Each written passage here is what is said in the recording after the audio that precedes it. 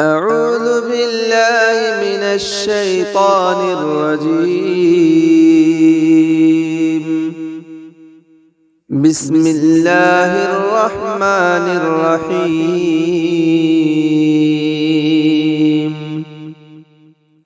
قل أعوذ برب الناس،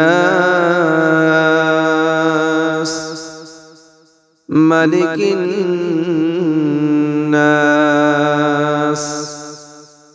إله الناس،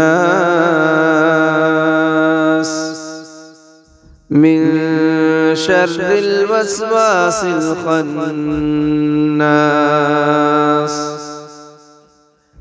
الذي يوسوس في صدور الناس من الجنة والناس.